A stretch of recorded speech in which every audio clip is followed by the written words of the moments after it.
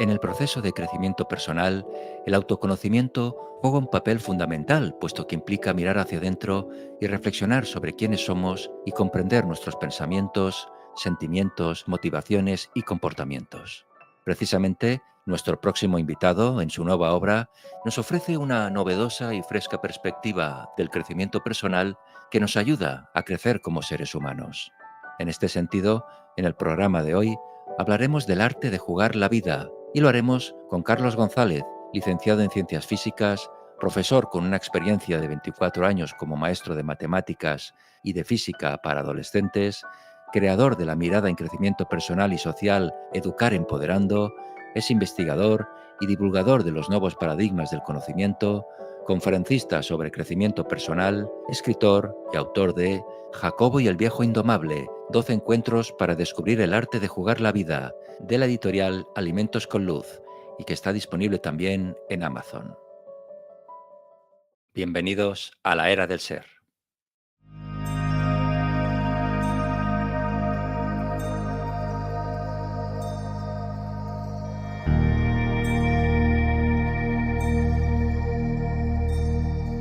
Carlos González, bienvenido a la era del ser. Gracias, es un placer. Gracias por darme esta oportunidad para comunicar mi trabajo. Estoy encantado. Gracias. Gracias siempre a ti, Carlos, es un placer tenerte. Nos conocemos desde hace muchos años. Para mí eres una referencia en el ámbito de la educación y como persona, o sea que mil gracias, de verdad. Y gracias a ti, porque de tu tiempo libre aportas el difundir el trabajo de otras personas y vamos, eso es digno de agradecer. Y cuando hablas de personas honestas y limpias, perdona que te halague, pero siento el deber de mencionarlo, ¿no? Gracias, Carlos. Gracias siempre a ti. Y muchas felicidades por tu nueva obra, Jacobo y el viejo indomable, 12 encuentros para descubrir el arte de jugar la vida, que has publicado con la editorial Alimentos con Luz y que está disponible también en Amazon. Permíteme que te diga, Carlos, que siempre has tenido el valor y la sabiduría de un maestro de corazón, porque has sido y eres un profesor que te comunicas precisamente desde tu corazón y has hecho de la enseñanza una forma de crecimiento personal y de autodesarrollo. Así es que felicidades y muchas gracias, Carlos. Gracias. O sea, de hecho, mi mirada de Educar Empoderando es fundir el mundo del crecimiento personal y el autoconocimiento con la educación. E incluso creo que ha de producirse una segunda alfabetización donde el crecimiento personal entre en las clases, ¿no? De hecho, mi película Entre Maestros versa sobre esto, ¿no? Cómo se puede hacer crecimiento personal en una clase, digamos, normal, ¿no? Podríamos decir. Queda mucho por conseguirlo, es verdad, porque lo primero que hay que hacer no es cambiar las leyes educativas, sino formar a los profesores en autoconocimiento, ¿no? Porque en los temarios de filosofía entra la importancia del principio socrático, conócete a ti mismo, pero lo que se dice es lo que decía Sócrates, ¿no? Pero no se hace nada para despertar. Sabemos leer, sabemos escribir, sabemos un poco de nuestra cultura, de nuestro entorno, ahora tenemos que saber de nosotros mismos. Y la esencia de Educar Empoderando es llevar a la educación en todos sus planos, no solamente son las escuelas, ¿no? El autoconocimiento y el crecimiento personal. Así es, siempre digo lo mismo, ojalá te hubiera tenido de profesor cuando era adolescente o era un niño, ojalá hubiera más profesores como tú que educaran a las nuevas generaciones, cambiaría el mundo, ¿eh? Cambiaría nuestro ser, ¿eh? Ya que estamos en la era del ser, cambiaríamos todos de forma individual y ayudaríamos también a hacer un mundo mejor dentro de ese claro y oscuro que hay en el mundo, ¿no? Que tú sabes encontrar la belleza en todo, que es verdad, hay que darle la vuelta. Bueno, lo intento. No, claro, siempre lo digo, ¿eh? Ojalá, hubieran profesores como tú en las escuelas, porque cambiaría Sí. la Pero sociedad. fíjate que el nombre de tu canal, La Era del Ser, ¿no? Pues el ser está pidiendo paso en la educación. Podríamos decir, ¿no? Porque claro, todos son temarios, temarios que, por cierto, la pregunta ya está hecha, o sea, te dan las respuestas, los temarios te dan las respuestas sin haber hecho las preguntas, con lo cual el propio ser del alumno no puede participar, ¿no? Por lo tanto, la era del ser, es el título, enmarca perfectamente con lo que queremos conseguir. Educar a las personas como astros con luz propia, es decir, que su ser pueda vibrar y eso tiene un inconveniente, ¿no? Y por eso necesitaremos mucho tiempo. Y es que, claro, de alguna forma la ciencia ha dejado de ser aparte, una ciencia materialista ha dejado de ser aparte, y entonces lo del ser está en manos de religiones, espiritualidades diversas, con diversos clanes, ¿no? Cada una, con perspectivas diversas, y claro, es muy complicado. Entonces, para mí es importante unificar el autoconocimiento y el crecimiento personal, o sea, tanto el mundo de la espiritualidad como el del crecimiento personal, generar unos principios, que es una parte de mi trabajo, generar unos principios comunes, porque si no hay unos principios comunes para el crecimiento personal en un lenguaje que no tiene que ser religioso, porque los alumnos pues vienen de todas las culturas, de todas las religiones, ¿no? Tiene, o sea, el reto de llevar el sentir tu propio ser en un lenguaje no religioso, en el sentido de que no choque con las religiones o el ateísmo o lo que sea, que los alumnos están allí. Entonces, todo eso requiere crear unos principios, que es lo que a mí me gusta más, ¿no? Crear esos principios iniciales que sirven para unir lo que muchos sentimos en nuestro corazón. Hay que hablar del ser, pero hay que hablar del ser teniendo en cuenta que los alumnos pertenecen a clanes religiosos, espirituales e ideológicos diferentes. Todos nos compenetramos y cooperamos y nuestra sabiduría, la sabiduría de cada uno, la podemos leer en el otro y compartirla. Y eso también es muy importante y es uno de los pilares de lo que tú vienes a explicarnos siempre, ¿no, Carlos? Bueno, Jacobo y el viejo indomable, los Ujú. protagonistas de tu obra, son dos personas con una gran diferencia física en la edad. Uno es un adolescente de 17 años y el otro es un viejo maestro jubilado. Ambos se encuentran en un parque, que luego nos explicarás por qué has elegido un parque para estos encuentros. Los dos se encuentran en un parque y entre ellos se establece una relación mágica. En este sentido, Carlos, en tu libro nos ofreces una aventura de crecimiento personal y sabiduría vivida a través de los diálogos entre estos dos personajes especiales. Ahora nos adentraremos en la trama y enseñanzas de tu libro, pero ¿en qué sentido, Carlos, consideras a tu obra como una representante de un nuevo género al que titulas conciencia ficción? Bueno, sí, digamos, de adolescente, de pequeño, me encantaba la ciencia ficción, ¿no? Pero siempre me ha dolido que la ciencia ficción sea muy distópica. O sea, hay muy poca ciencia ficción utópica, casi toda es distópica, desastres, ¿no? Etcétera. Y la poca ciencia ficción que había utópica me encantaba. Y la ciencia ficción utópica suele tener un denominador común. No solamente habla de ciencia, sino que habla de cómo mejora las relaciones humanas, ¿no? De cosas como los derechos humanos, ¿no? Llevados a la práctica, pues yo qué sé, la saga del Star Trek, por ejemplo, aparte de las batallitas que tienen en común con otras, hay, hay como un humanismo detrás, hay como un progreso de la humanidad, en la Tierra ya no hay guerras, ya no se matan entre sí, es decir, esa es la parte de la ciencia ficción que a mí me interesaba. Entonces, en mi camino, al ir andando, mi camino, al descubrir que lo que perseguía yo era la luz que había dentro de las personas como profesor, entonces me di cuenta que me interesaba más que la ciencia ficción, la conciencia ficción. Es decir, especular sobre cómo puede ser el futuro de la humanidad para que los humanos tengamos más conciencia y nos consideremos, como se dice en el prólogo de los derechos humanos, en el primer artículo, se dice que los humanos debemos comportarnos como hermanos los unos con los otros, pensando tan diferente, con religiones tan diferentes, a mí eso me cautiva. Entonces digo, ¿por qué no puedo definir a través de la ficción un futuro para que ese futuro se vea como un horizonte y podamos caminar hacia él? Bueno, pues la propuesta de Jacobo y el viejo indomable sería en este sentido de conciencia ficción, es decir, es una cosa que tenemos que alcanzar. Siempre me gusta generar principios, horizontes, ¿no? Creo que es importantísimo porque vamos a mejorar la educación, vamos a mejorar la sociedad, vamos a mejorar la democracia, pero tendremos que definir los horizontes, si nos damos vueltas, ¿no? Entonces, en Jacobo y el viejo indomable es un libro de crecimiento personal, pero ante todo es de educación. Y complementa a mi primer libro, que era 23 maestros de corazón. Ahí se plantea básicamente lo mismo, pero en una clase de secundaria, ¿no? Con chicos de 17 años. Y entonces me había quedado el rescoldo de decir, bueno, la educación no solamente es en clase, la educación también es maestro-discípulo, maestro-alumno, ¿no? Esa relación personal faltaba. Por tanto, Jacobo y el viejo indomable complementa a 23 maestros de corazón, ¿no? y define cómo puede ser la relación íntima entre un alumno y un maestro, cómo le sigue enseñando. Claro, en la relación dual con un solo alumno se pueden hacer cosas que en grupo es más difícil. También es verdad que en grupo hay unas dinámicas que se pueden hacer que no se puede hacer individualmente. Entonces, esta relación entre alumno y maestro me fascinaba llevarla a la visión de educar empoderando. En el libro también se hace mención de otros libros, de películas, etcétera, ¿no? Hay una bibliografía.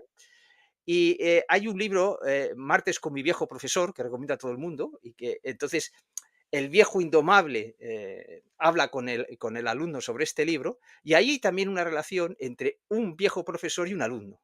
Un viejo profesor que se está muriendo, ya está jubilado, etcétera, ¿no? Y el alumno. O sea, es el único libro que conocía yo previamente que planteaba esta relación, ¿no? Pero yo quería hacer esta relación sin necesidad de que el profesor se muriese, ¿no? De que estuviese Claro. enfermo. Y de ahí Ahora, un poco ahora, la idea. ahora hablaremos de esta relación entre maestro y alumno, Mm, alumno y maestro. ujú. Pero bueno, decir que la obra la dedicas a una amiga en común, como es Eva Sandoval, que he tenido el placer también de entrevistarla en esta plataforma en 2 ocasiones. Nuestra amiga Eva. Sí, ella siempre ha estado ayudándome en mi difusión, en mi trabajo, ¿no? Y ya sabes, cuando escribes un libro, pues antes de llevarlo a la editorial necesitas que alguien de confianza lo mire, ¿no? Porque es increíble la de errores que se pueden cometer en un libro. O sea, solamente la persona que ha escrito un libro, no sé, eh, no te puedes imaginar errores incluso tipográficos o de expresión, aunque lo repases 1000 veces, necesitas la mirada de otra persona. Entonces, Eva fue la mirada de esa otra persona que supo ver los errores que había en mi escrito y además supo animarme para publicarlo, porque no encontraba editorial, me dio los ánimos que yo necesitaba, es una persona con una capacidad de animar a otros fabulosa, ¿no? Entonces, quise honrarla con esto, ¿no? Pero también quise honrar, hay también una segunda dedicatoria, ¿no? En la Sí, introducción, que es al profesor Ángel Gabilondo, que es conocido por la política, pero yo lo conocí mucho antes en el mundo de la radio, en un programa que hacía en Radio Nacional de España, y siempre me cautivó la belleza con que hablaba, cómo sus palabras estaban llenas de belleza. Y cuando fue político y se enfrentó al circo de la política y a los insultos, etcétera, él en la Comunidad de Madrid consiguió quedar el primero, ¿no? Sin insultar a nadie. Entonces, a mí eso me conmueve, es definir ese horizonte. Es decir, muchos dicen, es imposible porque esto hay que atacar, hay que defenderse. No, Ángel Gabilondo consiguió, luego no gobernó porque pactaron, ¿no? Pero quedó el primero, sin insultar a nadie. Y oh, sorpresa, tampoco le insultaban a él. Me fascina, ¿no? Quiere decir que tú tienes el poder de relacionarte diferente, aunque sea en el mundo de la política, y no solamente no atacas, sino que la consecuencia es que no te atacan a ti. El respeto es devuelto con respeto. claro. Más luego la poesía que hay, el conocimiento, es profesor de metafísica, bueno, ahora se ha jubilado, ahora es el defensor del pueblo en España, ¿no? Y siempre le he enviado mi libro, mis libros, y siempre me ha enviado una carta de agradecimiento. Es una persona así tan importante, ¿no? Entonces yo digo, tengo que dedicarle este libro también a Ángel Gabilondo, que es una persona que encanta, sea cual sea tu ideología, no puedes más que alabarla, ¿no? Llena de poesía, de discernimiento, de luz, y define un horizonte entre las relaciones humanas, un horizonte en la política, un horizonte en democracia, un horizonte de crecimiento personal. Bueno, es que yo creo, Carlos, que en el camino de la vida siempre encontramos a personas que nos inspiran, ¿eh? Tanto podemos en un momento dado inspirar nosotros como inspirar nosotros a otras personas, ¿no? Y la inspiración es muy bonita porque nos abre puertas a otras dimensiones, ¿no? Que nos hace como de espejo, porque admiramos o vemos cualidades o vemos esa sabiduría en el otro que también la tenemos nosotros, ¿no? Y de alguna manera esa inspiración nos ayuda también a despertar la Mm, nuestra. Y a crecer como seres humanos. Bueno, tu libro está especialmente dirigido también a las personas que, como es el caso, por ejemplo, de nuestra amiga Eva Sandoval, gran persona, gran conferenciante, gran ser humano, pues han sentido dentro de ellas, desde siempre, de alguna manera, una parte indomable mm. ante todo tipo de imposiciones, ¿verdad? Sí, sí, sí. En su caso, la indomabilidad se expresa, desde mi punto de vista, y se lo he comentado mucho a ella, a través de la rebeldía, ¿no? Podríamos decir. La indomabilidad tiene varias formas de expresarse, ¿no? Pero básicamente la idea de la indomabilidad es que no te dejas domesticar. Todo el mundo en este viejo paradigma, la dualidad o como lo queramos llamar, ¿no? Que nos desconecta de nosotros mismos y que ha gobernado el mundo y todavía lo gobierna en buena medida, pues de alguna forma somos domesticados. Y esto no es malo, porque hay que entender las cosas, encontrar el sentido de las cosas. Que una cosa se tenga que dejar atrás no quiere decir que sea mala, pero se ha de dejar atrás, ¿no? Entonces, cuando nosotros nacemos no sabemos quiénes somos, no vemos la luz de nuestro ser, desde luego, yo no la he visto de niño, ¿no? Luego has tenido que leer libros, etcétera, encontrarte con personas, ¿no? Entonces naces totalmente, pues, indefenso. Y entonces tu clan familiar, tu clan cultural, pues te acoge, ¿no?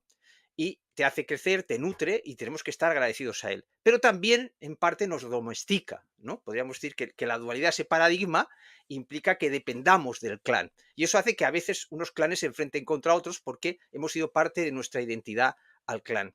Entonces, la palabra indomable en el libro viene en el sentido de que ya sientes tu ser de forma y manera que a pesar de que tú honras a esos clanes, te relacionas con ellos, les ayudas a crecer, das cosas a esos clanes, o sea, mm, te relacionas con esos clanes desde el amor, pero siendo indomable.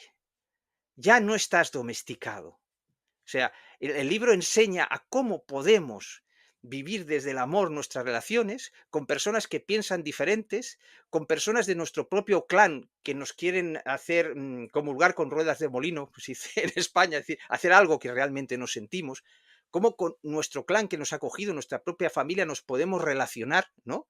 Entonces, si solamente hay rebeldía, la rebeldía crea una reacción en contra, podríamos decir, ¿no?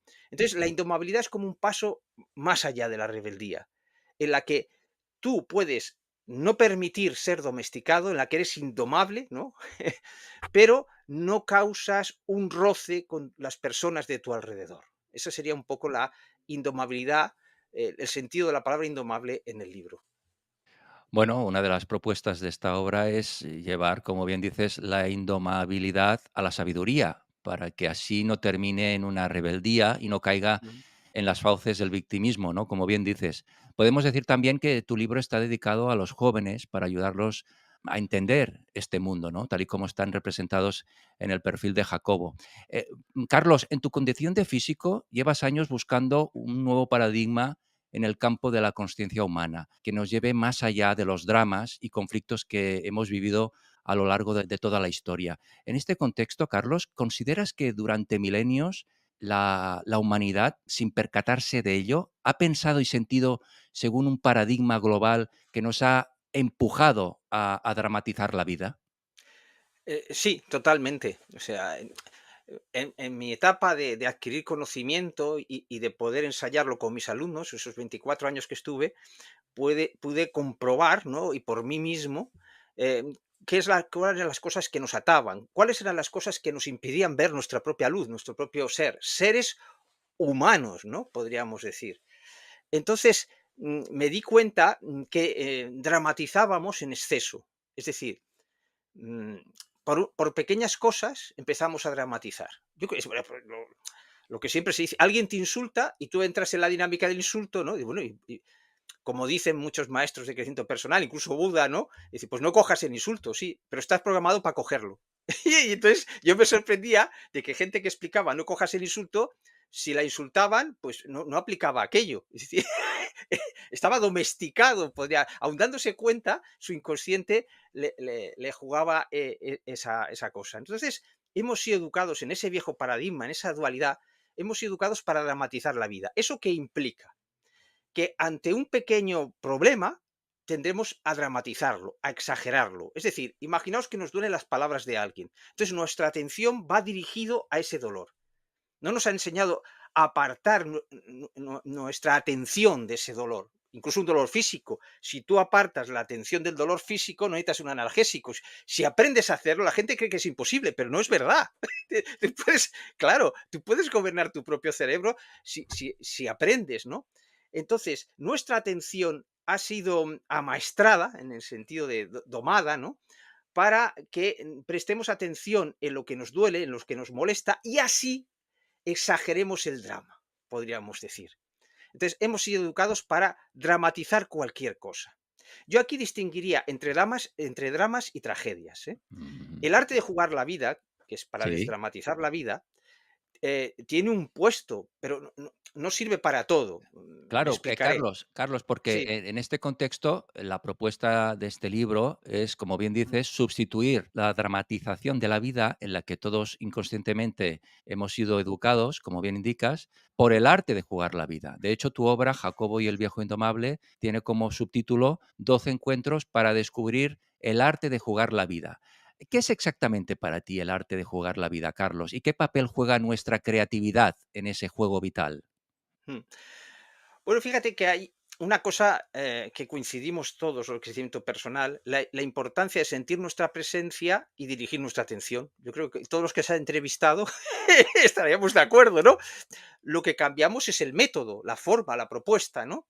Es decir, ¿cómo te vas a empoderar si no sientes tu presencia, si no sabes manejar tu atención? Cosas muy difíciles, tal como hemos sido educados, ¿no? Entonces, el arte de jugar la vida, bueno, terminando lo que decía antes, hay que distinguir entre drama y tragedia. Es decir, el arte de jugar la vida es de difícil aplicación en Gaza, por ejemplo, porque las personas viven una tragedia. Pues, entonces, tienen que sobrevivir, ¿no? Vamos, el contexto. En cambio, casi seguro que las personas que están oyendo estas palabras, su vida es lo suficientemente segura como para poder aplicar el arte de jugar la vida. Es decir, para empezar por desdramatizar los dramas que hemos exagerado. Y eso nos absorbe muchísima atención. O sea, simplemente desdramatizar los dramas que están exagerados, que no tenían que ser dramas, nos va a dar una disponibilidad de tiempo, de perspectiva que nos va a permitir poder dedicar nuestra atención a los dramas que sí están justificados, que normalmente son muy pocos en la vida. Entonces, nuestra atención puede ir a ellos. Porque normalmente estamos confundidos. Vivimos igual un drama más duro con uno que es insignificante, ¿no? Estamos en una Sí, vorágine, ¿no? Pues sí. el arte de jugar la vida dice, bueno, vamos a ver qué dramas no merecen que sean dramas, ¿no? Eso podríamos empezar a decir. Me gustaría explicarlo desde esta perspectiva. Veréis, eh, yo discrepo con parte del crecimiento personal, del pensamiento positivo, que te hace creer que todo es posible, ¿no? Discrepo con esta mirada. El pensamiento positivo es para animarte, pero no quiere decir que esa frase de pensamiento positivo, que yo también hago, sean de sabiduría, ¿no? Son para, es la sabiduría de animarte, de hacerte creer que puedes hacer algo. Pero luego se verá si las circunstancias te permiten hacerlo o no. Esta es para mí la auténtica sabiduría. Entonces, cuando uno nace, yo pienso que en esto podemos estar de acuerdo todos, es el destino y el libre albedrío. Veréis, le preguntaron a un maestro de la India qué era verdad, el libre albedrío o el destino. Y el maestro empezó a reírse de forma desaforada. Ya el discípulo dijo, maestro, ¿por qué te ríes? ¿Te ríes de mí o qué pasa? Dice, no, no, es que no has entendido que el libre albedrío y el destino son dos caras de una misma moneda. Claro, la dualidad lo que hace es enfrentar las cosas en vez de verlas como complementarias. El Claro. destino y el libre albedrío son complementarios, no existe el uno ni el otro. Y hay que aprender a jugarlos. Ahí empieza el arte de jugar la vida.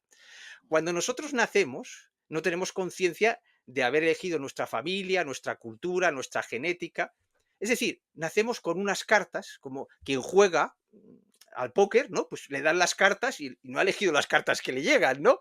Entonces, el arte de jugar la vida es aprender a jugar las cartas de tu destino utilizando tu libre albedrío, tu creatividad específicamente, tu creatividad libre.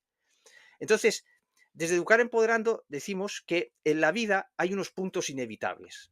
¿Qué puntos inevitables hay que todos estaremos de acuerdo?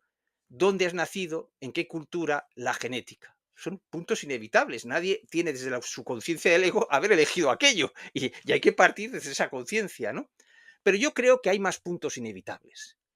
Cuando uno analiza la vida en una perspectiva amplia, se da cuenta que aquella mujer con la que ha tenido hijos, etcétera, eso tenía que ser un punto inevitable.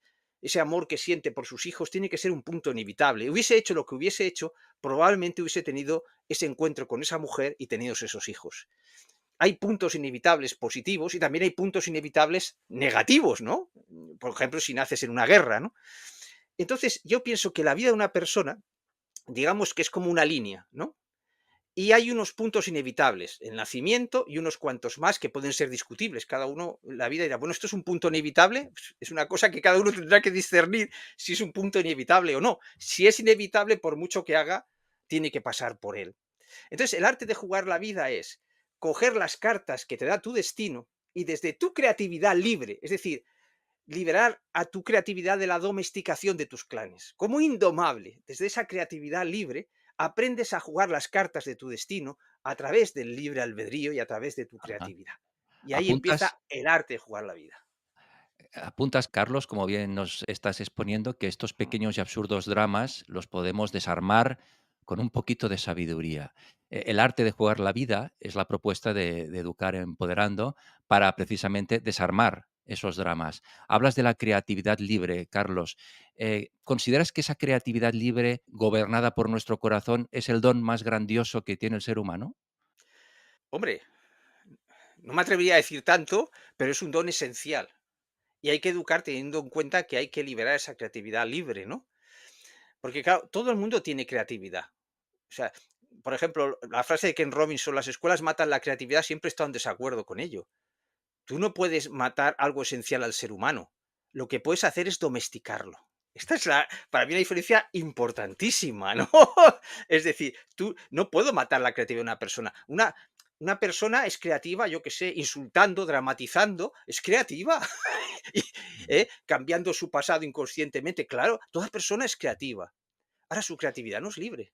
Está domesticada por esa visión de dramatizar la vida.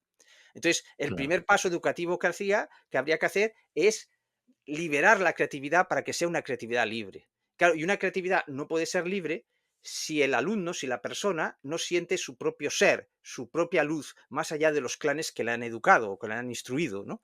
Por lo tanto, es de vital importancia la creatividad libre.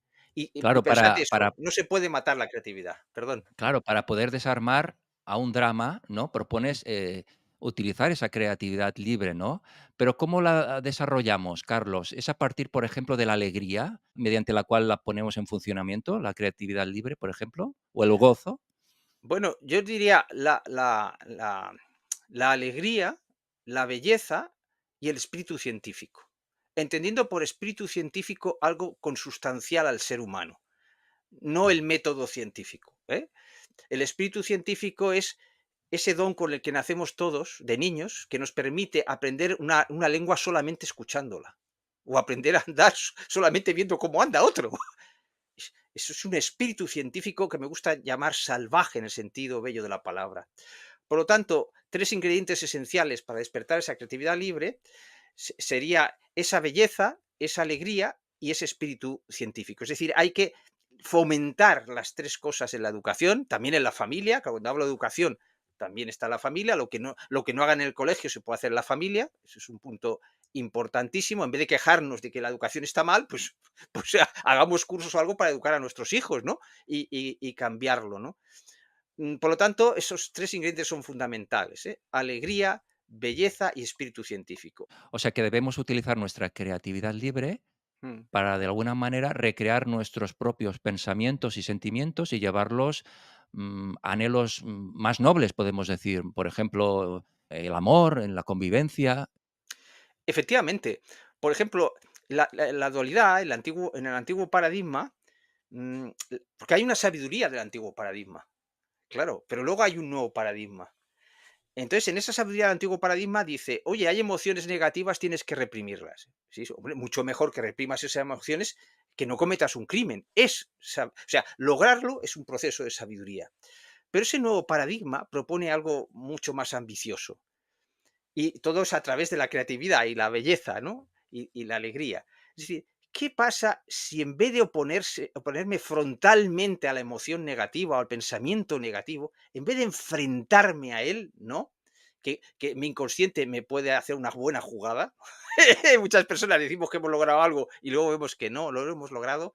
¿Qué pasa si en vez de eso aplicamos nuestra creatividad y transformamos esa emoción negativa, ese pensamiento negativo en otra cosa? Esto en el libro se le llama el principio de transformación. Y tanto Jacobo como el viejo indomable juegan a aplicar este principio de transformación. Es decir, transformar, es una alquimia, podríamos decir, ¿no? En Claro, vez de enfrentarme, luchar, porque en realidad cuando uno quiere, de alguna forma, atacar sus propios sentimientos o sus propias emociones negativas, está en lucha interior, está en guerra, no va a tener paz. Claro, eso es mejor que no hacer daño, evidentemente. Pero hay un paso siguiente. Educar, por lo tanto, siempre habla de los pasos siguientes honrando los pasados. Y es este principio de transformación. Aprendamos a transformar nuestras emociones, nuestros pensamientos. Para ello tenemos que aprender a no juzgarlos. No juzgo tener este pensamiento negativo, no juzgo tener esta emoción. Si yo de momento no puedo transformarla, libero esa emoción, me voy a un sitio recóndito, lo que sea, libero a través de la violencia sin hacer daño a nadie, ¿no? Primero liberar esa energía y luego intentar transformarlo, ¿no? Es decir, claro. ¿por qué? ¿En qué se basa esto? En un convencimiento, en una fe mía, de que dentro del ser humano hay una belleza esencial, ¿no? Y esa belleza esencial está ocultada por pues, nuestra educación en dualidad, por tantas barbaridades que hemos hecho, ¿no? Y que están en nuestro inconsciente, pero todo el mundo goza de esa belleza esencial, esa belleza del ser. Claro, en este sentido, Carlos, como bien estás exponiendo, con autoconocimiento, con sabiduría emocional, dejaríamos de vivir esos pequeños dramas que nos creamos, que muchos son absurdos, y de alguna manera con la atención también que te referías antes, ¿no? Claro, pues si damos mucha atención a algo que realmente es absurdo, tenemos que enfocar nuestra atención en lo que realmente nos haga crecer, lo que nos revitalice, lo que nos suba el ánimo, ¿no? Claro, porque ser los dueños de nuestra atención es el mejor antídoto para el sufrimiento, como bien dices, ¿no? Tanto físico como psicológico. ¿Cómo podemos aprender a pensar, Carlos, y a sentir desde ese nuevo paradigma que propones en el arte de jugar la vida? ¿Debemos recuperar también la sabiduría de nuestro niño interior, tan importante?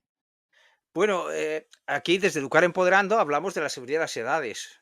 Es decir, necesitamos la seguridad de nuestro niño interior, su inocencia, su espíritu científico salvaje, pero también necesitamos la rebeldía del adolescente para pisar las rayas prohibidas, ¿no? La visión holística del anciano. Vemos las edades como arquetipos, como formas de pensar y de sentir, no como algo biológico. Entonces, al verlo como arquetipos, pues todas las edades están disponibles para nosotros en cualquier momento, a partir de que tengamos un discernimiento, claro, lógicamente, ¿no? Por edad física y por experiencias. Entonces, es muy importante darnos cuenta que tenemos una serie de herramientas que podemos poner a nuestro favor, ¿no? Entonces, cuando, por ejemplo, es fundamental darse cuenta cuando estamos dramatizando y no es necesario. Es muy difícil. Claro, no es que esté insultado, es que tú has dicho, es que es muy difícil, ¿no? Entonces, la propuesta de Educar Empoderando, desde lo que creo que es ese nuevo paradigma, es decir, el camino tiene que ser agradable. No puede ser una prueba iniciática como la sabiduría que honramos del viejo paradigma, pruebas iniciáticas, poner dificultades, pasarlo mal el discípulo, hemos visto muchas películas, ¿no? Entonces la propuesta es el arte de jugar la vida. Entonces, para que la vida no juegue contigo, tú aprendes a jugar la vida. Esa sería un poco la idea. Entonces, en los primeros capítulos, cuando se conocen Jacobo y el viejo indomable, el viejo no hace más que provocar a Jacobo para que se enfade. Y claro, entonces él ve que el viejo le domina a través del enfado. Y dice, bueno, pues yo también. A partir de ahora no me voy a enfadar. Claro, pero no ha hecho un proceso del arte de jugar la vida, no sabe hacerlo. Entonces él reprime el enfado. Pero claro, es el principio de transformación. Hay que transformar el enfado, no reprimirlo, ¿no? Porque tu inconsciente va a explotar.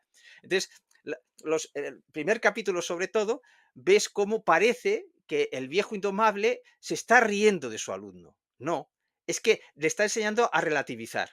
Le está enseñando cómo las personas te pueden utilizar a través de tu propio enfado. Eso es lo que le está enseñando, ¿no? Entonces juega a enfadarse, a enfadarle. Y le dice, Mira, enfadar a alguien es lo más fácil del mundo. Yo lo he hecho contigo, es súper fácil. En cambio, qué difícil es hacerle reír. Fíjate que se pagan a cómicos para hacernos reír, pero no se paga a nadie por enfadarnos. Quiere decir que tenemos un programa para enfadarnos, pero no para reírnos. Claro. Entonces, la esencia del libro es que con experiencias, o sea, no es un ensayo en el que el ensayo es difícil que la emoción del lector entre, ¿no? Pero claro, ahí sintiéndote Jacobo o sintiéndote el viejo profesor, tú te implicas directamente en el libro. Por eso elegí el relato y por eso creo que tendría que haber más libros de crecimiento personal en relatos. O sea, hay mucho ensayo, ¿no? Y que muchas personas intentan ver como recetas, ¿no? Y no, no. Este libro no es una receta, es para despertar tu creatividad libre. Y para ello debes sumergirte con esta extraña pareja, como la película, ¿no? Y vivir sus aventuras y desventuras, ¿no? Esa sería un poco la idea. Con tu permiso, dentro de nada voy a leer el primer encuentro que se establece entre Jacobo y el viejo Muy bien. indomable en el parque, a modo de ejemplo para nuestros oyentes, ¿verdad? Veremos esa provocación. Pero bueno, ahora vamos a ello. Pero, o sea, que este paradigma, Carlos, responde a una pregunta que muchos nos hemos hecho. ¿Hay algo más en mí que no logro ver y que es esencial para caminar hacia mi felicidad? Esa sería una pregunta, ¿verdad? Para abrir esa luz, entenderla. Bueno, podríamos decir, estaría de acuerdo con muchas corrientes espirituales, el crecimiento personal, que para saber quién eres, lo que tienes es quitarte cosas de encima, como caballero de la armadura oxidada, ¿no? Estaríamos totalmente de acuerdo. Volvemos a la idea de lo que se propone es un método diferente a disfrutar, ¿no? Y que pueda ser aplicado en educación. Muy importante, porque la mayoría de libros de crecimiento personal están hechos para personas que han vivido mucho ya. O sea, es difícil que alguien entre en crecimiento personal con 15 años. Es extraordinario, ¿no? Como, digamos que Jacobo es un afortunado de encontrarse con 17 años con este. O sea, necesitamos, no sé, unos 40 años, lo que sea, porque tienes que haber chocado con la vida y buscar algo más, ¿no? Podríamos decir. Entonces, la idea de este crecimiento personal, que tiene que ser algo a disfrutar, es esencial en el libro. Pero para ello necesita provocar. Por Claro. ejemplo, una cosa que se trabaja mucho es a Mary Poppins. Yo hablo Ah, siempre de la sabiduría de Mary Poppins, ¿no? Entonces, hemos sido programados para poder ser manipulados. Somos manipulados a través del enfado, del drama, ¿lo veis? Entonces, Mary Poppins es algo fabuloso, ¿no? Porque el padre de los niños los manipula para que piensen igual que él. Él lo hace inconscientemente, ¿no? Lo que es ser un buen hombre, tal, el banco, los intereses, en fin, todo esto. Entonces, ¿qué hace Mary Poppins? No se enfrenta a él en dualidad, no, no choca. Manipula al manipulador. Esta es la clave del arte de jugar la vida. En vez de sufrir la manipulación, como tienes más visión, manipulas al manipulador. ¿Ves? Es un juego y él no se entera que lo estás manipulando. Manipular en el sentido bello de la palabra, es decir, desde el corazón. No es para tú conseguir un bien propio, ¿no? Sino que era por el beneficio de esos niños, ¿no? Porque esa persona que está tan manipulada no te va a entender o te va a entender mal. Entonces necesitas manipularlo desde el corazón. Y la sabiduría de Mary Poppins nos enseña, y así se lo explica el viejo indomable a Jacobo, para que vea la película, está llena de sabiduría, nos explica cómo conseguirlo. Hay que claro, tener en cuenta que Pamela Travers, perdona, estuvo con Gurdjieff aprendiendo crecimiento personal, etcétera, en su época. Por tanto, caramba.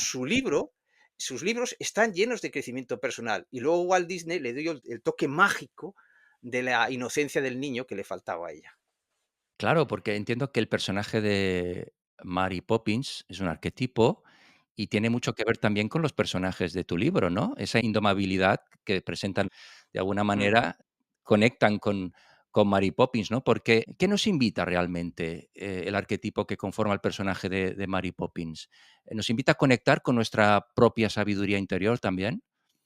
Claro, sobre todo a dejar de estar domesticados. No lo dice de estas formas, pero digamos que un arquetipo claro de indomabilidad es Mary Poppins. Porque además ella, fijaos, simula que está enfadada.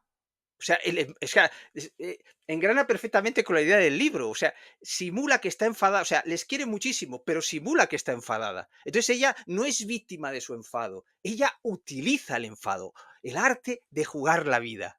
Utiliza la manipulación y el enfado para mover a las personas que se encuentran en ese nivel de conciencia en ese momento, ¿no? Para ayudarles a progresar, ¿no? Y luego hay tantísimas cosas de símbolos, ¿no? El desollinador, ¿no? El limpiar, cómo la carta llega por ahí, está lleno de simbolismos increíbles. El maletín de Mary Poppins, que saca cosas increíbles de él, ¿no? Y el niño mira por debajo, ¿cómo puede caber esto aquí? Un perchero, un espejo, ¿no? Claro, entonces hay que interpretarlo. El maletín de Mary Poppins, a mi modo de ver, representa la creatividad libre. Es decir, o sea, ¿qué lleva Mary Poppins en ese maletín? La creatividad libre. Entonces, cuando saca el perchero y el espejo, dice, yo me siento en casa en cualquier sitio al que vaya, porque empleo mi creatividad libre para hacerlo mi hogar. Claro, el libro te explica todas estas cosas que existen en Mary Poppins y los que le hayan gustado las dos películas lo van a disfrutar mucho. 2 películas maravillosas, que yo, por ejemplo, la primera la disfruté en mi infancia y la segunda, que se ha estrenado hace unos años, también es muy notable. Hay muchos símbolos también allí, muchos mensajes, porque claro, Mary Poppins nos invita a conectar, como decía, con nuestra sabiduría interior y así poder despertar nuestro sentido de felicidad, porque nuestro sentido de la felicidad ha sido de alguna manera, como bien indicas, encarcelado en nuestra visión dramática de la vida que hablábamos antes, ¿no? Y hay que despertar ese sentido de la felicidad. Precisamente los protagonistas de tu obra, Jacobo y el viejo indomable, nos muestran a través de sus ricos diálogos cómo liberar nuestro sentido de la felicidad, ¿verdad? Efectivamente. Claro, cada uno tenemos un propio sentido de la felicidad. Por eso es importante la creatividad. Porque si no, lo que haces es copiar lo que otros dicen que es felicidad. Y así los adolescentes quieren ser este cantante, quieren ser otra persona, ¿no? Están imitando como ovejas, ¿no? Entonces, por eso es importante, para ser libre necesitas liberar tu creatividad. O sea, lo que decía Machado, caminante no hay camino, se hace camino al andar. En el Claro, libro hay un principio que se basa en estas palabras de Machado, que es el principio del científico y el poeta libres. En el libro se une la esencia del poeta y del científico que crea nuevo conocimiento, no el que aplica ya, sino el que crea nuevo conocimiento, la esencia del poeta y del científico, sobre todo de la física moderna, tienen algo en común, crear camino al andar.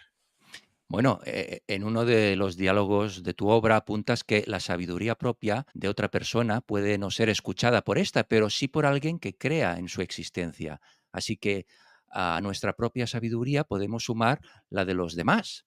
Claro, por ejemplo, tu sabiduría, Carlos, puede dialogar con la de otra persona, con uno de tus lectores, por ejemplo.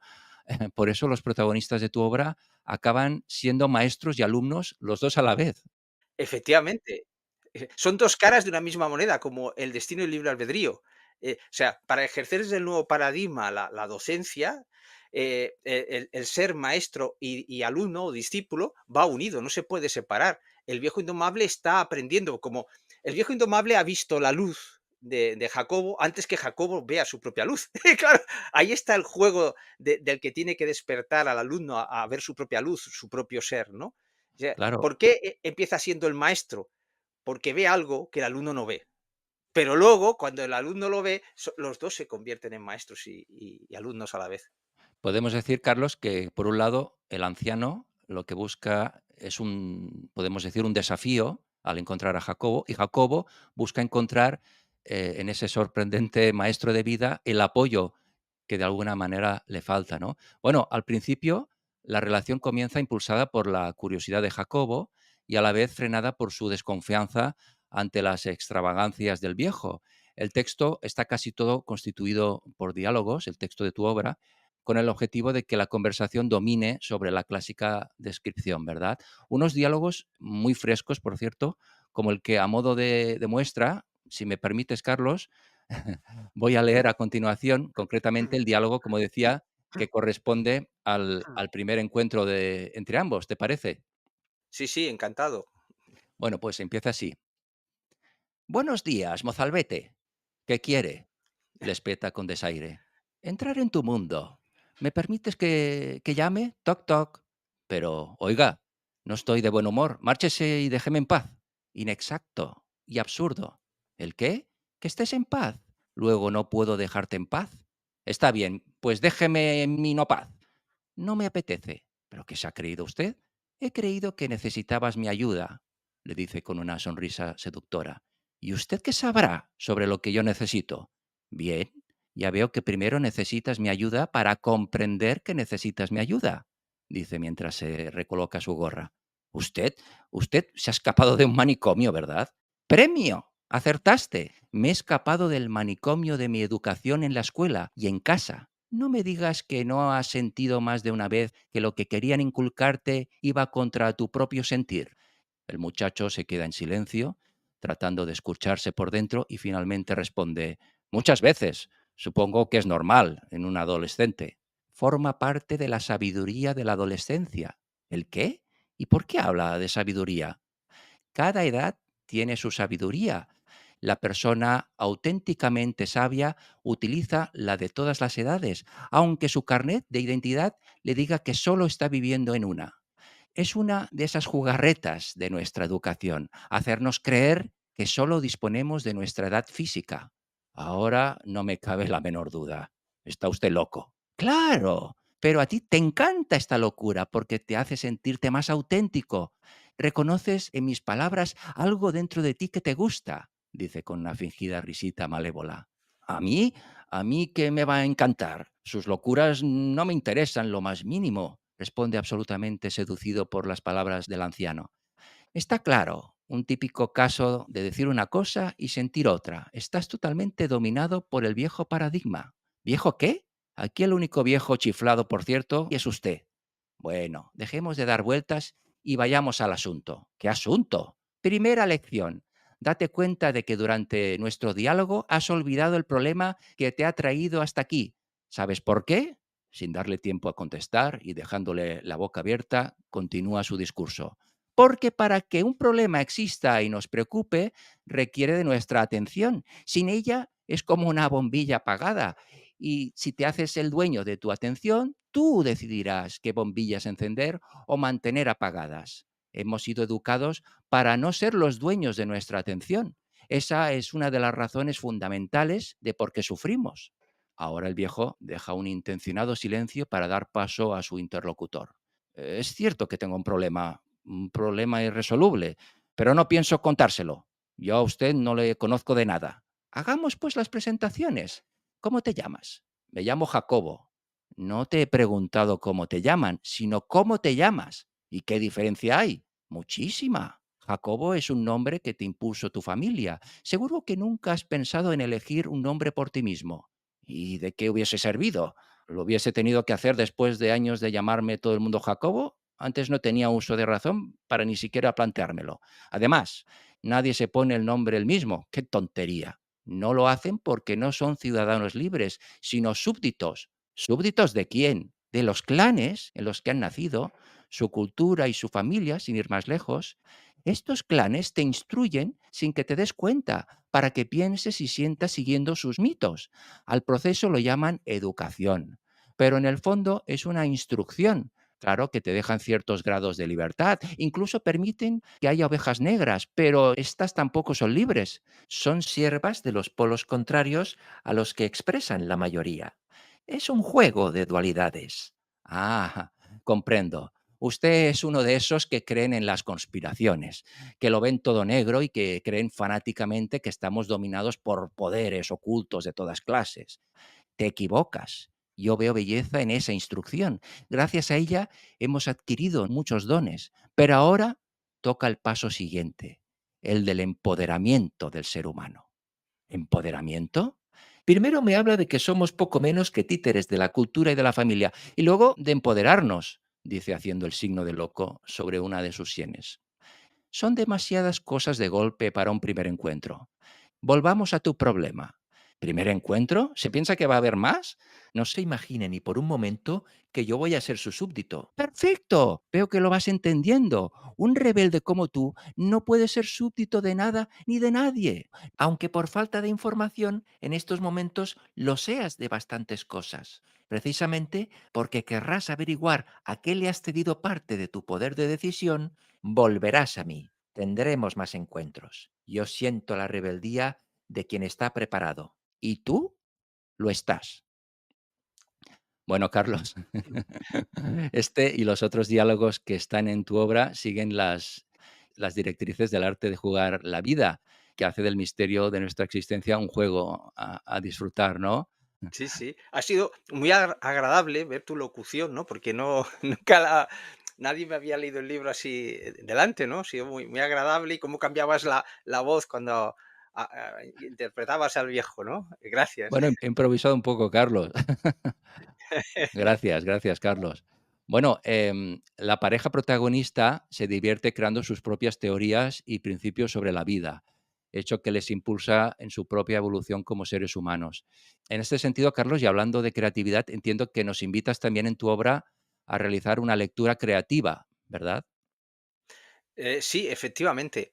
Porque, claro, aquí partimos de la base, que es fundamental también en la mirada del libro, de que a pesar de lo que se diga, nadie sabemos en última instancia por qué estamos aquí.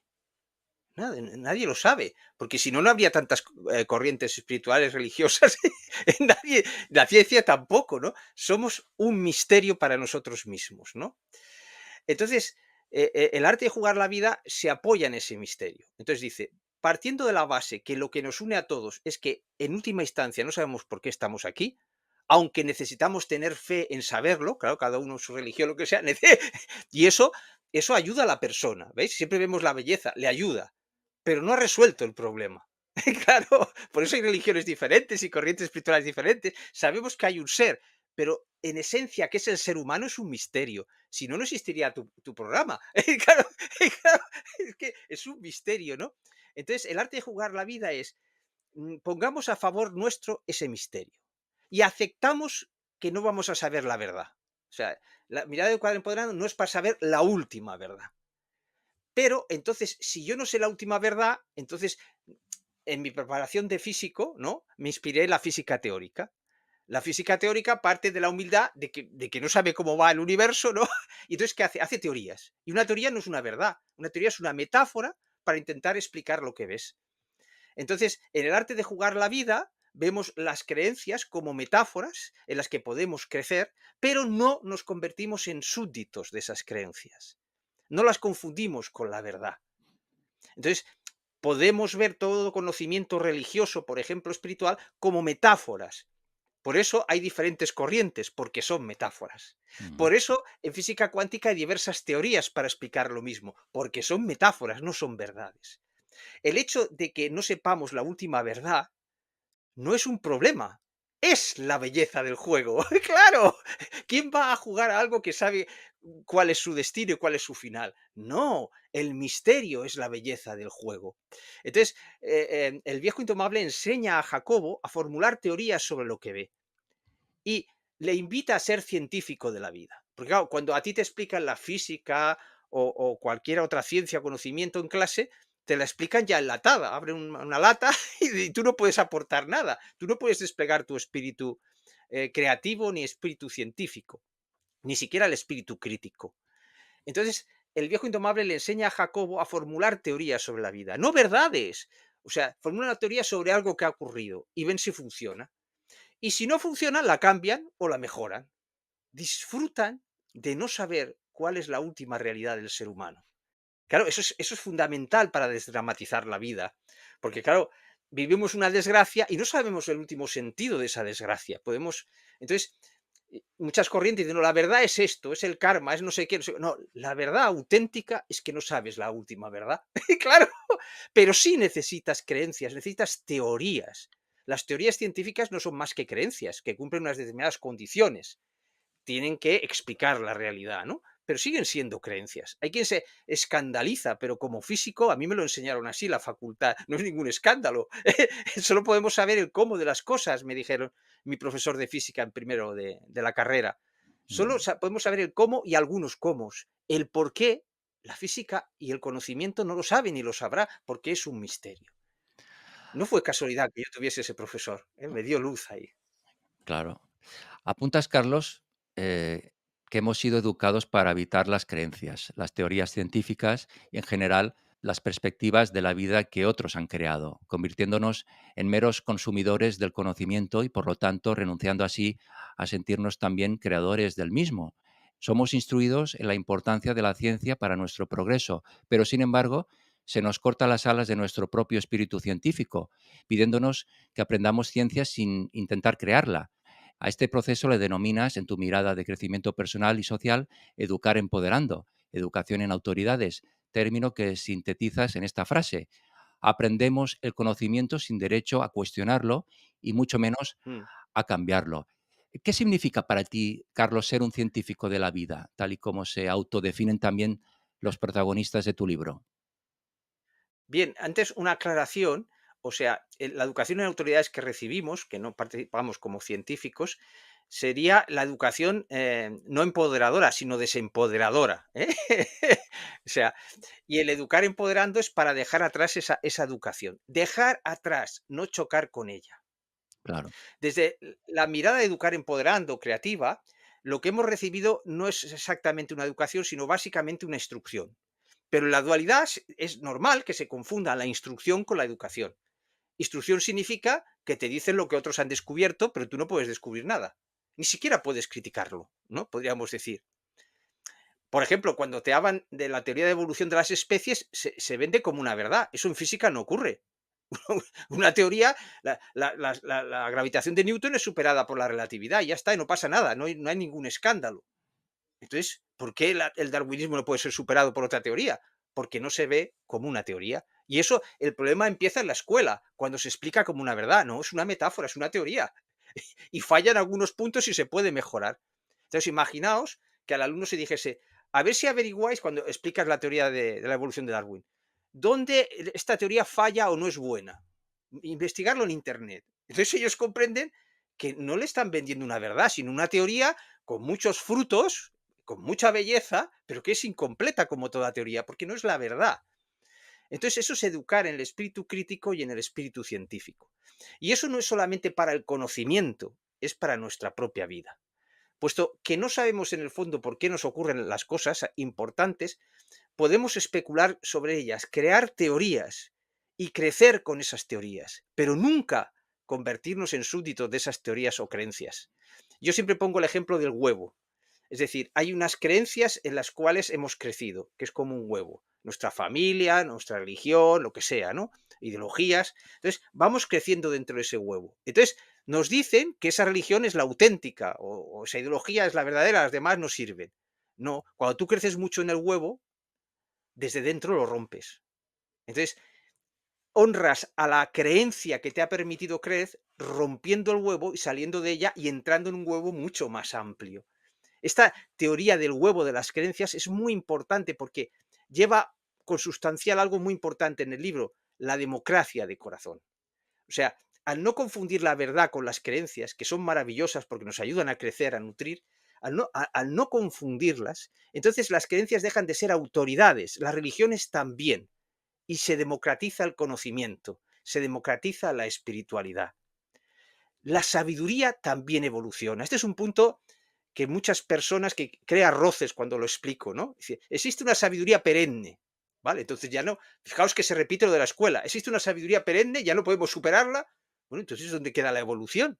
Claro, pues desde Educar Empoderando, esa sabiduría perenne, llena de belleza y que nos ha traído hasta aquí, pues puede ser superada. Superada no en el sentido de ir contra ella, sino ampliada, como las teorías de física, ¿no?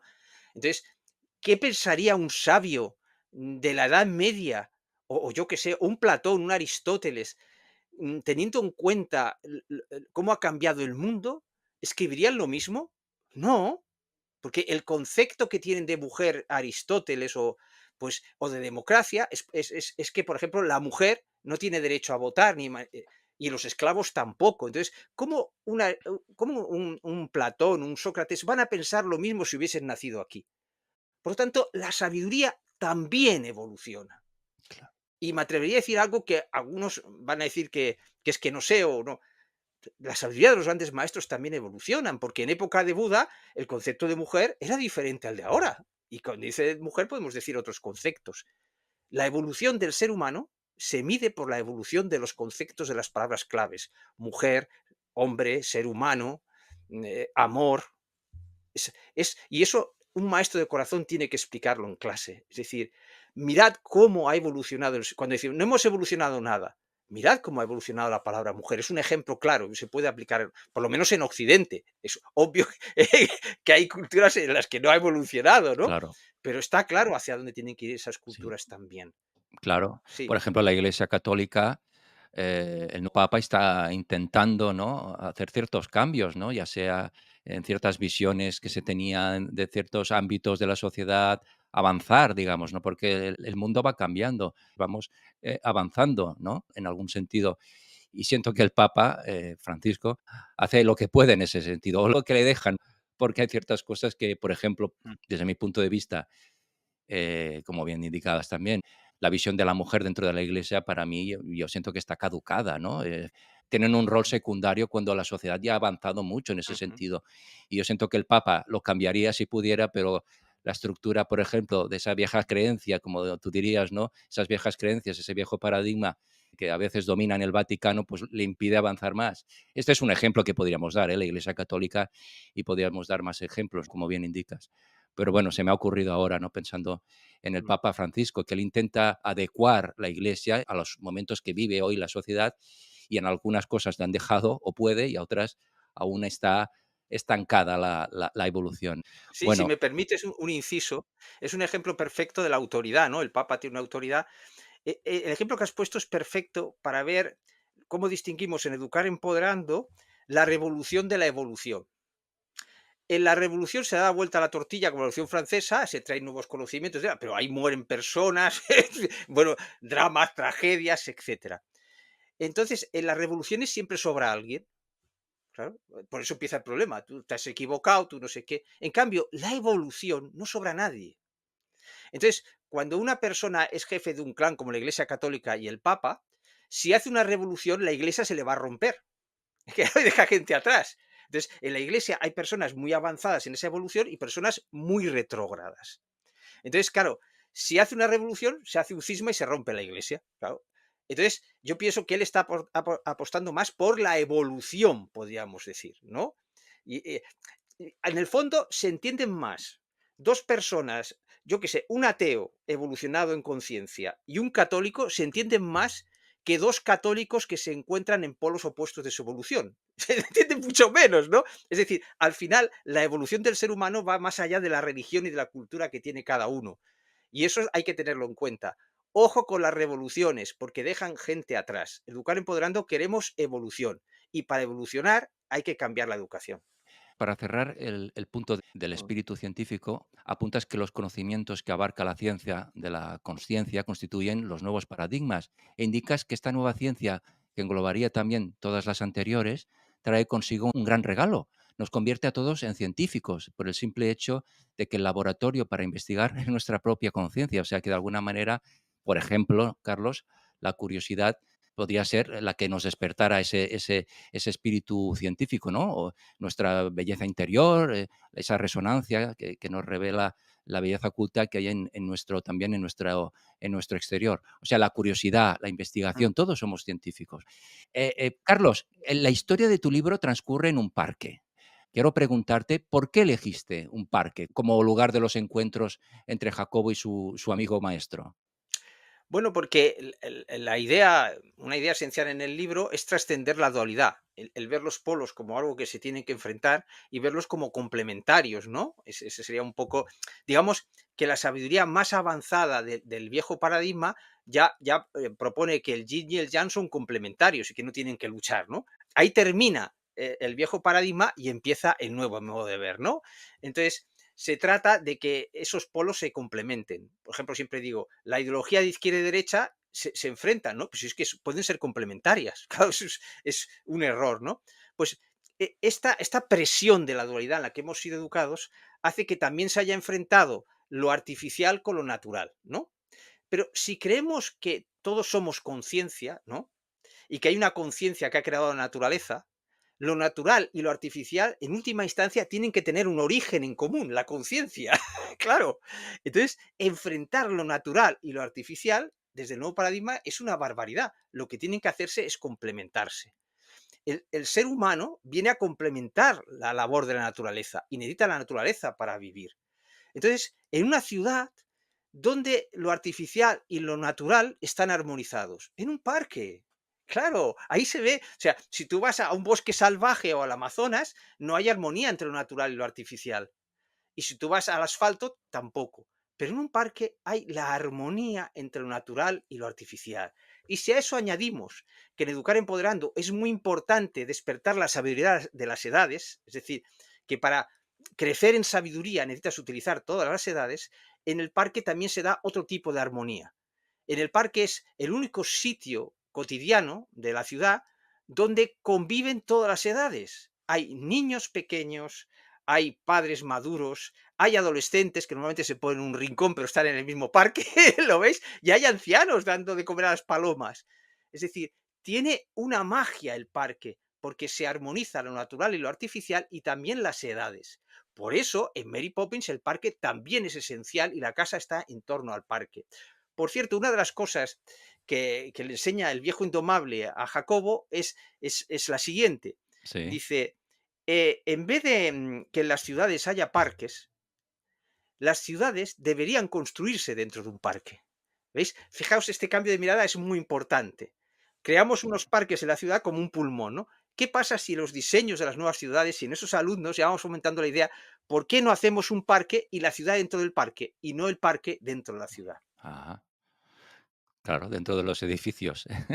Claro, claro, o sea, démosle la vuelta a la tortilla, ¿no? La ciudad puede estar dentro de un parque, entonces ya no necesita que haya parques para no, no, es que ya está dentro de un parque. Muchas veces, vemos a tus personajes a lo largo de los diálogos, hasta incluso, se ponen a bailar, a Ujú. cantar en algún momento, ¿no? Claro, no tienen ese sentido del ridículo, porque, como bien dices, hemos sido educados para sentirnos ridículos cuando hacemos algo que, de alguna manera, no sigue la lógica cultural. Como Ujú. decíamos, hemos sido educados para aprender el conocimiento sin derecho a cuestionarlo y mucho menos a cambiarlo. En este sentido, los protagonistas de tu libro, Jacobo y el viejo indomable Carlos, no aceptan esa restricción y deciden convertirse ellos mismos en científicos activos cuyo campo de actuación sea toda la vida. En este sentido, ¿en qué sentido la poesía y la ciencia van de la mano en un mismo camino, según tu punto de vista, Carlos? Bueno, cuando hablo de ciencia, me refiero a la parte creativa de la ciencia, no al que aplica mecánicamente, ¿no? Entonces, esos documentales donde salen científicos que están creando teorías, ¿no? Físicos creando teorías avanzadas, eh, es donde más se ve, más que en otra materia, la física de alguna forma va por delante, ¿no? Y se permite unas visiones del mundo que otras materias no se permiten. Entonces, de alguna forma, la física moderna es la avanzadilla de ese nuevo paradigma. Y tenía que ser así porque tenía que crear una tecnología que nos permitiese comunicar a todos. O sea, nos estamos comunicando gracias al progreso de la cuántica, ¿no? Pero la cuántica rompe con las ideas del antiguo paradigma. Es decir, cuando uno ve un documental de física teórica, ve que en las teorías de los científicos hay belleza. Curioso, ¿verdad? No, en serio, hay belleza, hay un lenguaje sugerente, creativo, lleno de belleza, que no vemos, por ejemplo, en la teoría de Darwin. No existe esa belleza. Es decir, que se está haciendo desde un punto diferente del ser humano aquello. Entonces, la idea es, a través de la física como ejemplo, le enseña a teorizar sobre la vida y a buscar explicar las cosas que nos ocurren, ¿eh? Ya, la teoría que se propone en el libro es aplicable en nuestra propia vida, ¿eh? ¿Por qué nos ocurren estas cosas? Entonces, ver que hay diferentes explicaciones de por qué nos ocurre algo. Son teorías, ¿no? Pero unas son más bellas que otras. Entonces, es fundamental, como hace un gran físico teórico, entre varias posibilidades, entre varias teorías, escoger la más simple y la más bella. Y esto es lo que le enseña el viejo indomable a Jacobo. De las teorías que podemos montar, si tenemos dos o tres, buscamos la más sencilla, la que está simplificada y la más bella. Ujú. Belleza y simplificación son esenciales para desdramatizar la vida, porque un drama lo que hace es liarlo todo, se ve, es como la maraña de un árbol, ¿no? Te pincha por todas partes en el ramaje, ¿no? Entonces, primero hay que simplificar el drama, ir al tronco del árbol, ¿no? Donde puedes abarcarlo. Y una vez simplificas el drama, una vez ves lo esencial del drama, lo siguiente es ver qué belleza hay en ese drama. Porque no se trata de luchar contra el drama, sino de trascenderlo. ¿Dentro de un drama hay belleza? Sí. Una guerra es horrible. pero también hay la belleza de una persona que sacrifica la vida por otra. Siempre, siempre, hasta en el drama más grande, siempre existe la belleza, porque nuestro ser está construido, nuestro ser interior está construido de belleza. Es decir, que en las peores circunstancias siempre hay alguien que expresa esa belleza. Entonces, reconocer la belleza, o sea, simplificar el drama para entender por qué ha tenido lugar, ir al tronco a ver el problema, desarmarlo mediante la simplificación, como quien simplifica una fracción para luego sumarla con otra. Y luego comprender que la belleza es esencial. ¿Por qué es esencial la belleza en una teoría o una perspectiva? Porque si no, la dualidad hemos sido educados para que nuestra mente y nuestro corazón indomable, es el corazón más profundo, nuestra mente y nuestro corazón indomable caminen por separado o se enfrenten, ¿no? Entonces, si tú mentalmente construyes teorías bellas, lo que une la mente y el corazón es la belleza. Las matemáticas tienen una belleza y entonces aparece el corazón del matemático o del físico. Y entonces la sabiduría del corazón está presente en lo que está creando, en su perspectiva. La belleza es lo que une la mente y el corazón. Y con todo lo dicho, Carlos, en esta reveladora y bonita entrevista, ¿cómo descubrir a nuestros oyentes, a nuestros seguidores, les podríamos dar dos o tres indicaciones de cómo descubrir nuestro corazón indomable y conectar con nuestro corazón auténtico a través precisamente podría ser de la belleza que estabas hablando ahora? Efectivamente, efectivamente. Claro, a ver, todo tiene niveles, ¿eh? Hay bellezas superficiales, comprarse una camisa de moda, ¿no? Claro, no vamos contra esa belleza, ojo, no tenemos que enfrentar, no, no, no. Pero hay profundidades de belleza, ¿no? Tú puedes ver a un niño desnudo del tercer mundo y ver la belleza de su mirada, ¿no? He visto a mis sobrinas adolescentes como antes de salir de casa se pasa una hora eligiendo un vestido u otro, cómo se acicalan, etcétera, y ninguna de ellas, yo les decía, es que no habéis hecho lo más importante. ¿Has mirado en el espejo tu mirada a ver si es bella? Porque si tú tienes que conmover a una persona, a un chico, lo que sea, ¿no? Tu mirada es lo más bello, lo más profundo y lo más luminoso que tienes. Mientras que tu ropa te va a hacer dudar. Podrías haberte puesto otra, podrías haberte acicalado de forma diferente. Enseñar a nuestros adolescentes y a nuestros niños a reconocer el ser en el brillo de su mirada. Educar como astros propios es eso, enseñarles a ver esa belleza. Entonces eso Importante. ayuda a la autoestima, porque claro, mientras tú quieras impresionar a un chico o a una chica cambiándote las bambas, la vestimenta, lo acicalándote, ¿no? Es que te va a crear inseguridad, porque siempre habrá otra moda diferente, otro es un laberinto en el que te vas a perder. Mm. Pero enseñar a sentir la luz, la belleza de una mirada, y a veces en el tercer mundo, en la India, los ves sí, pobres, y sin embargo, qué belleza descubres en su mirada. Totalmente cierto. Qué importante todo lo que estás diciendo, Carlos. Está claro que con el arte de jugar la vida no podremos resolver las grandes tragedias de este mundo, pero sí podemos despejar el mundo de dramas que nos impiden solucionar esas grandes tragedias personales y colectivas. El arte de jugar la vida de nuestro querido invitado Carlos González es una pieza para hacer crecer la humanidad, para hacerla más humana y de alguna manera feliz. Una pieza que debemos encajar en nuestra vida, en nuestros anhelos y en nuestros sueños. Mediante el arte de jugar la vida vamos a descubrir cosas increíbles sobre el ser humano, vamos a amar nuestro espíritu científico y nuestra creatividad libre que hemos comentado a lo largo de la entrevista. Os invitamos a entrar en el mundo de Jacobo y el viejo indomable. Cada una de sus páginas es una propuesta para disfrutar de la vida y a la vez tener un compromiso para resolver los auténticos dramas de la existencia. En este sentido, recomendamos fervientemente, desde la era del ser, tu obra, Carlos, Jacobo y el viejo indomable, 12 encuentros para descubrir el arte de jugar la vida, que como decimos, has publicado con la editorial Alimentos con Luz y que está disponible también en Amazon. Y enhorabuena, Carlos, una vez más por tu obra, un relato lleno de color, hay que decirlo, y vida, ¿eh? Porque los personajes salen de las páginas, los haces tuyos, ¿no? Son tus amigos, acaban siendo tus amigos, ¿no? Y desde luego tu obra nos inspira en el camino de evolución personal y social y de autoconocimiento y también nos inspiras como te inspiraba a ti Ángel Gabilondo, pues tú nos inspiras a desarrollar nuestra creatividad libre. De alguna manera también tu obra es una provocación a nuestra propia sabiduría, una provocación para que despierte, ¿no? Y empiece a andar, a fluir, empiece a jugar la vida, haciendo un juego con el título de tu libro, ¿no? Muchísimas gracias, Carlos. Gracias a ti, como siempre, tu amabilidad expresa tu belleza interior, no solamente está en tu mirada, sino también en tus palabras. Gracias, Carlos. Un placer. He aprendido mucho, siempre aprendo de ti escuchándote y animo a todos nuestros seguidores y oyentes a adentrarse en ese parque con el viejo indomable, con Jacobo y el viejo indomable. Carlos, ha sido un placer tenerte en la era del ser y espero que pronto volvamos a hablar de más cosas, si te parece bien, dentro del ámbito de educar empoderando y del crecimiento personal, porque eh, el camino de la evolución, como tú dices, es constante. Tenemos que seguir trabajándonos, tenemos que seguir descubriéndonos cada día y seguir avanzando para hacer de este mundo, bueno, una era del ser, un mundo mejor, en definitiva. Muchísimas gracias, Carlos.